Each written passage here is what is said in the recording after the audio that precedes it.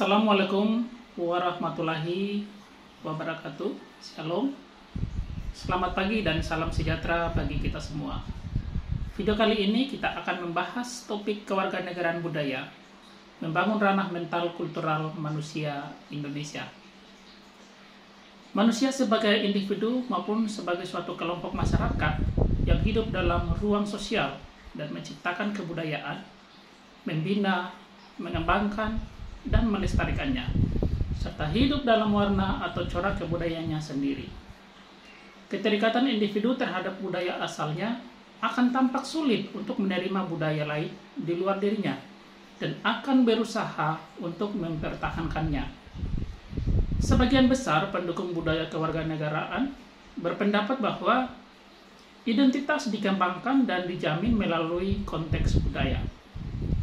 Kewarganegaraan budaya menjadi hal yang sangat penting untuk dikuasai oleh individu secara sadar yang akan memiliki keberagaman suku bangsa, bahasa, kebiasaan, adat istiadat, kepercayaan, dan lapisan sosial. Sebagai bagian dari dunia, Indonesia pun turut terlibat dalam kancah perkembangan dan perubahan global. Oleh karena itu, untuk membangun kesadaran mental kultural masyarakat yang dapat digerakkan secara simultan dan masif menuju bangsa yang beradab dapat dilaksanakan melalui proses pendidikan. Sebab tujuan pendidikan sesungguhnya merupakan upaya untuk membentuk manusia yang beradab dan berbudaya. Lantas, apa yang dimaksud dengan kewarganegaraan budaya? Bagaimana membangun ranah mental kultural manusia Indonesia? Dan bagaimana menjadi karakter warga negara unggul? Yuk, kita cari tahu jawabannya.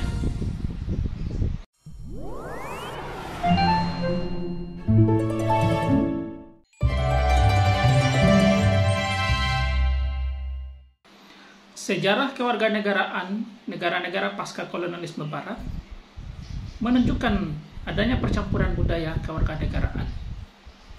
Kondisi ini menyebabkan kebijakan budaya menyangkut dengan bahasa, warisan, dan identitas. Istilah budaya biasanya dikaitkan dengan campuran lembaga publik dan swasta, termasuk museum, perpustakaan, sekolah, bioskop, dan media.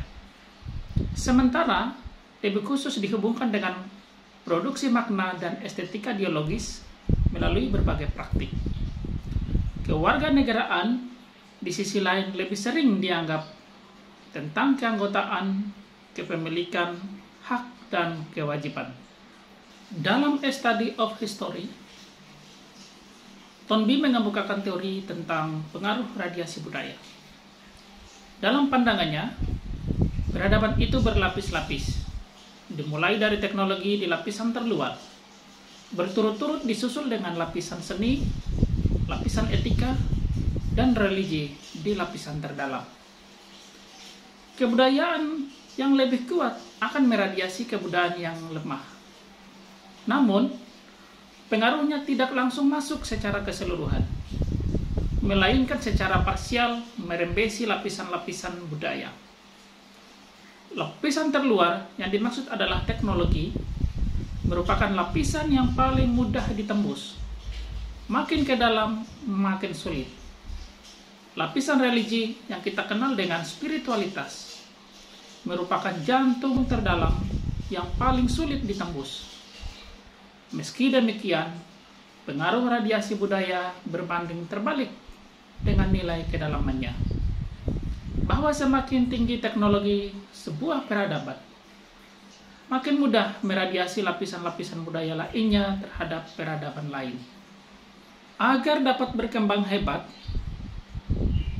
peradaban suatu bangsa harus tumbuh di atas landasan nilai-nilai budaya kita kenal dengan kepribadian luhur, yaitu mental, spiritual, dan karakter. Meminjam ungkapan seorang cendekiawan Amerika Serikat, John Gardner, tidak ada bangsa yang dapat mencapai kebesarannya jika bangsa itu tidak percaya pada sesuatu, dan jika sesuatu yang dipercayainya itu tidak mengandung dimensi nilai moral guna menopang peradaban besar. Hal senada dikemukakan oleh Spengler bahwa kemunduran peradaban disebabkan oleh pudarnya jiwa budaya yang kita kenal dengan spirit, etika, atau mindset yang menjadi elan vital peradaban. Setiap individu memiliki seperangkat identitas dan kebudayaan yang melekat pada dirinya berupa bahasa, adat istiadat, sistem keyakinan, dan kepercayaan yang dipertahankan dan dikembangkannya. Pemeliharaan identitas dan kebudayaan dapat dilakukan melalui proses pewarisan nilai melalui pendidikan. Sebagai individu maupun sebagai suatu kelompok masyarakat yang hidup dalam ruang sosial dan menciptakan kebudayaan, membina, mengembangkan dan melestarikannya, serta hidup dalam warna atau corak kebudayaannya sendiri. Budaya dalam kajian kewarganegaraan memberikan berbagai pilihan mengenai cara bertindak manusia dalam kehidupannya sebagai makhluk sosial, baik dalam bidang pendidikan, agama, dan sebagainya. Pada saat ini, kolektivitas diri lebih penting daripada yang monadik atau bersifat tunggal. Hak dan tanggung jawab dapat ditentukan sesuai dengan keanggotaan budaya daripada individu. Kewarganegaraan budaya mengacu pada hak untuk menjadi berbeda dan untuk menjadi bagian dalam arti demokrasi yang partisipatif. Akses pada ruang publik dan pelayanan publik harus memberikan kesempatan yang sama atau setara bagi setiap individu, walaupun berbeda latar belakang budaya, sehingga tidak boleh ada kebijakan berdasarkan pada kepentingan kelompok budaya, politik, dan agama tertentu. Kurikulum pendidikan pun dirancang untuk menghasilkan warga negara untuk mempersiapkan menjadi warga negara global dan menghargai identitas budaya lainnya. Kewarganegaraan budaya lebih lanjut menjelaskan perbedaan antara hukum dan elemen budaya milik nasional dan mengungkapkan bagaimana kewarganegaraan dikonstruksi secara sosial dan budaya. Kewarganegaraan budaya berfokus pada apa yang memungkinkan seseorang individu melintasi batas-batas simbolik budaya di sekitar komunitas nasional tertentu dan identitas diri serta diterima sebagai anggota penuh sebagai hak untuk berbeda dalam ras, etnis, atau bahasa. Sehubungan dengan norma-norma komunitas nasional yang dominan tanpa mengorbankan hak milik seseorang. Kewarganegaraan budaya penuh dilihat terutama bukan sebagai masalah lokal hukum, politik, dan sosial atau ekonomi, tetapi sebagai masalah representatif simbolik, pengakuan status budaya, dan promosi budaya. Penjajaran budaya dan kewarganegaraan berfungsi untuk menunjukkan bahwa demokrasi yang berfungsi dengan baik harus merayakan dan menghormati perbedaan, sekaligus menyerukan kesetaraan. Dalam masyarakat era informasi, konsep ini didefinisikan secara luas, meliputi hak dan kewajiban, ruang berpartisipasi sipil, rasa hormat terhadap identitas dan perbedaan, individualisasi. Kewarganegaraan budaya bertujuan untuk mempromosikan percakapan di mana sebelumnya ada keheningan, ada kecurigaan, fragmentasi, atau suara-suara yang berkuasa. Kewarganegaraan budaya adalah tentang status budaya yang dikonstruksi secara diskursif, atau yang lebih dikenal dengan kewarganegaraan kosmopolitan, adalah bahwa fokus kewarganegaraan ke pengalaman umum, adanya proses pembelajaran, dan ada wacana untuk pemberdayaan.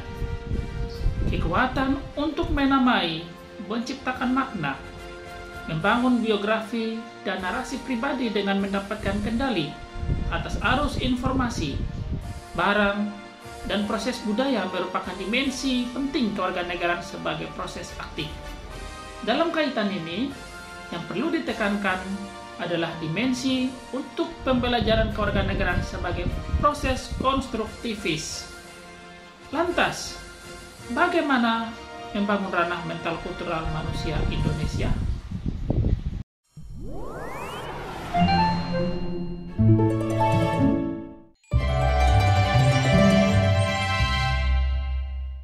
Pada hakikatnya, pembangunan nasional merupakan gerak berkelanjutan dalam peningkatan mutu peradaban bangsa. Keberhasilan pembangunan nasional akan menentukan kokoh tidaknya suatu bangsa, atau kuat tidaknya ketahanan nasional. Ketahanan nasional sebagai daya cinta suatu bangsa pada dasarnya ditentukan oleh daya kualitas budaya dan peradaban yang tercermin dari kondisi-kondisi yang berlangsung. Salah satunya adalah ranah utama pembangunan peradaban melalui jalan budaya, yakni ranah mental kultural warga negara. Sementara itu, sistem kebudayaan dapat dibagi menjadi 3 subsistem. Ini adalah menurut pandangan dari Kunjaningrat, yaitu adalah subsistem nilai budaya, subsistem kelembagaan budaya, dan artefak. Subsistem nilai budaya dapat dipadankan dengan ranah mental kultural. Subsistem nilai budaya pada dasarnya merupakan hasil interaksi perilaku anggota kelompok warga bangsa yang secara akumulatif akan membentuk norma sosial tentang nilai etika dan nilai-nilai estetika. Etika sosial berfungsi sebagai aturan tak tertulis yang mengatur perilaku masyarakat dengan menunjukkan nilai-nilai kepantasan, respek terhadap orang lain, toleran terhadap perbedaan, dan sebagainya.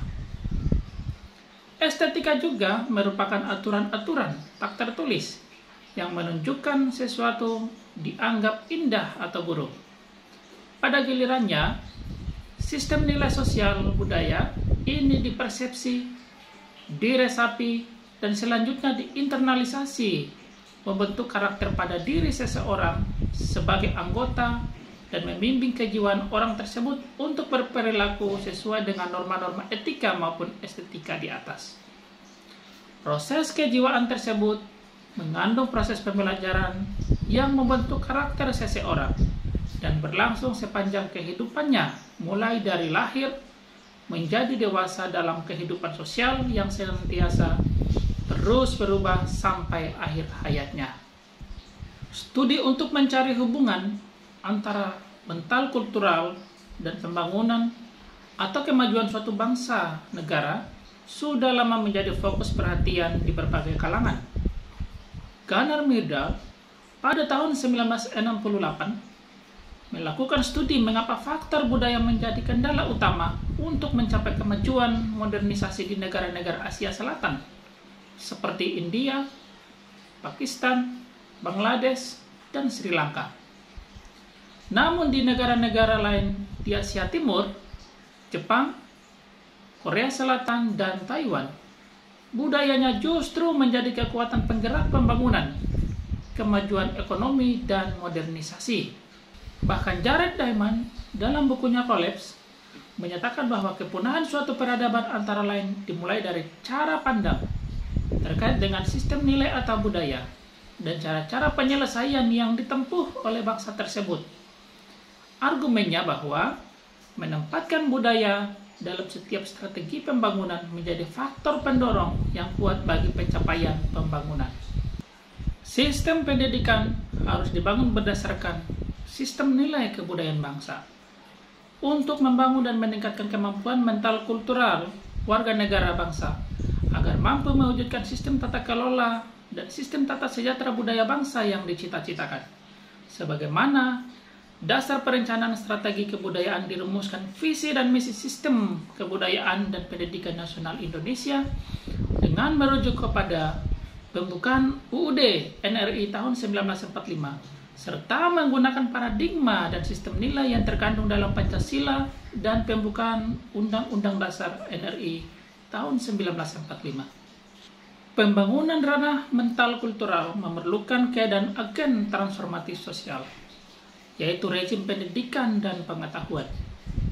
Rejim pendidikan bertugas untuk menanamkan jiwa kebangsaan sebagai nilai bersama untuk bersatu sejak masih taman kanak-kanak, sehingga dapat meresap ke dalam dasar jiwa. Sedangkan rejim pengetahuan mengajarkan manusia Indonesia untuk memiliki nalar yang terasa. Dengan demikian, maka dibutuhkan beberapa nilai budaya strategis yang dapat membawa Indonesia menuju arah yang diimpikan pendirian bangsa, yaitu Indonesia Raya. Nilai pertama yang harus dibangun adalah kebangsaan, yang menjadi roh persatuan Indonesia dan berakar pada kemampuan mental kultural yang didasarkan oleh semangat dari sila ke-1, kedua, dan ketiga. Namun, kekuatan persatuan dan kesatuan Indonesia ini hanya akan kuat bertahan jika sila kelima dilaksanakan dengan benar dan konsekuen. Nilai kebangsaan sendiri didukung oleh keinginan hidup bersama, memiliki nilai-nilai bersama, dan mendiami wilayah yang sama. Memiliki nilai-nilai bersama sendiri memerlukan dukungan dari nilai-nilai dasar, nilai strategis, nilai praksis bersama, dan adanya lembaga pengelola nilai. Nilai budaya kedua adalah berbudaya luhur. Dimensi budaya ini berasal ketika Presiden pertama RI Soekarno pada tahun 1959 mengatakan bahwa tidak ada satu bangsa yang dapat berjuang hebat jikalau batinnya tidak terbuat daripada nur iman yang sekuat-kuatnya. Pertanyaannya sekarang adalah, seperti apa bangsa yang hebat? Sebagaimana dikatakan oleh salah satu founding fathers Indonesia di atas. Tidak lain dan tidak bukan adalah bangsa yang memelihara budaya luhur nenek moyangnya, karena disitulah letak kearifan Nusantara sesungguhnya. Dengan budaya luhur tersebut, kita dapat merumuskan sendiri masa depan bangsa dan membentuk Indonesia menjadi bangsa yang percaya diri dan bangsa pejuang yang tidak mudah menyerah, serta menghasilkan manusia pembelajaran yang sesungguhnya. Nilai budaya ketiga adalah berperadaban unggul. Seringkali, para pakar di Indonesia terjebak pada pengertian pembangunan nasional sebagaimana pembangunan ekonomi semata. Pembangunan nasional harus diartikan secara luas sebagai pembangunan peradaban bangsa dan bukan sebatas pembangunan ekonomi semata, serta pembangunan untuk membangun masa depan bangsa Indonesia yang mampu menjaga eksistensi negara Indonesia dalam lingkungan pergaulan antar bangsa di dunia. Lalu, bagaimana menjadi karakter warga negara unggul?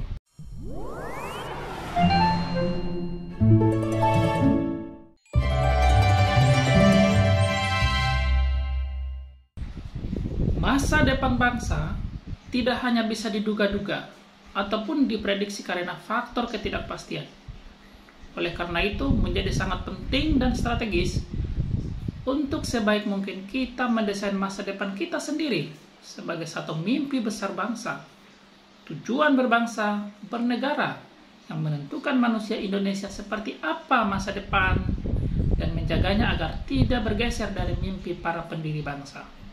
Desain manusia Indonesia di masa depan adalah warga negara Indonesia yang unggul, sehingga tugas pendidikan adalah mempersiapkan warga negara unggul yang seperti apa di masa depan. Terdapat beberapa faktor yang dapat mempengaruhi kegagalan dalam bidang pendidikan. Pertama, hilangnya rasa kebangsaan, yaitu adanya sikap yang lebih mementingkan kewarganegaraan global atau warga negara dunia daripada sikap kewarganegaraan yang merupakan cerminan dari warga negara Indonesia. Kedua, pembangunan karakter yang luhur tidak akan tercapai dan budaya luhur akan runtuh dan sirna bersama dengan peradaban bangsa. Ketiga, ketertinggalan dalam logika dan nalar pun akan semakin parah dan semakin mendorong ketergantungan kepada asing serta mempersulit upaya mewujudkan peradaban bangsa yang unggul. Dalam konteks ranah mental kultural, dapat diungkapkan hal-hal yang relevan yang kaitannya dengan warga negara unggul. Pertama, mendorong terjadinya transformasi kesalehan ritual menjadi kesalehan sosial dalam kehidupan masyarakat, berbangsa, dan bernegara. Kedua, adanya integrasi secara utuh dan menyeluruh, yaitu kecerdasan spiritual, kecerdasan emosional, kecerdasan intelektual, dan kecerdasan kewarganegaraan, serta kompeten atau mampu dan mumpuni. Dengan kecerdasan emosional akan tumbuh rasa kemanusiaan, adil dan beradab, jujur dan bertanggung jawab, ulet dan tangguh dalam proses pembentukan jiwa patriot sebagai warga negara unggul. Ketiga, memandu dan memudahkan orientasi dalam rangka penyusunan materi pendidikan, pengajaran dan pelatihan pada sekolah-sekolah yang bersifat umum, kejuruan dan vokasi, serta keagamaan maupun perguruan tinggi dan lembaga-lembaga pendidikan, kedinasan atau profesi bagi penerapan asas-asas tersebut guna membentuk warga negara unggul. Keempat, sebagai faktor keteladanan harus menjadi contoh amat berperan bagi keberhasilan. Kelima, merupakan ekspresi 3 unsur esensial manusia dan bangsa yang berkualitas. Di antaranya adalah pertama, adanya kemauan, yaitu aktualisasi kesadaran menjadi warga negara yang baik dan bertanggung jawab. Kedua, adanya kemampuan, yaitu implementasi hasil dari gemblengan spiritual keimanan, intelektual, mental ideologis, pengalaman empirik, dan sejarah. Serta ketiga, adanya kesanggupan, merupakan wujud keuletan dan ketangguhan untuk bekerja sama secara setara dan bekerja sama dengan kinerja yang kompetitif yang prima terhadap bangsa dan negara lain. Ada 5 nilai utama yang amat dibutuhkan oleh bangsa Indonesia saat ini menurut Wibawarta. Pertama, kebangsaan, kemandirian, budaya unggul, gotong royong, dan amanah. Kelima nilai di atas memiliki 4 fungsi, yaitu fungsi pengembangan dan aktualisasi potensi, fungsi perbaikan dan penguatan, fungsi pemilahan dan penyaringan, dan fungsi penangkalan, yaitu menangkal masuknya nilai-nilai budaya asing yang merusak, menjajah, dan mendominasi keindonesiaan. Karena beberapa argumentasi di atas, semua warga negara unggul diharapkan nantinya memiliki 10 etos dan nilai utama. Di antaranya 1. Spiritualitas, 2. Perkemanusiaan, 3. Berkeadilan, 4. Kesetaraan, 5. Pembebasan, 6. Kesederhanaan, 7. Persaudaraan, 8. Patriotisme, 9. Kearifan, dan 10. Pro-iptek dan industrialisasi. Oleh sebab itu, yuk, akses pada ruang publik dan pelayanan publik harus memberikan kesempatan yang sama atau setara bagi setiap individu walaupun berbeda latar belakang budaya, sehingga tidak boleh ada kebijakan berdasarkan pada kepentingan kelompok budaya, politik, dan agama tertentu. Untuk dapat berkembang hebat, peradaban suatu bangsa harus tumbuh di atas landasan nilai budaya atau kepribadian luhur.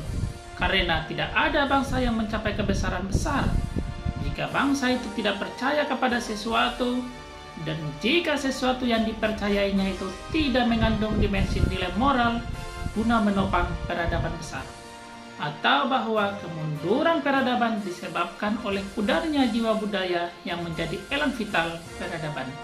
Sampai jumpa. Assalamualaikum warahmatullahi wabarakatuh. Shalom.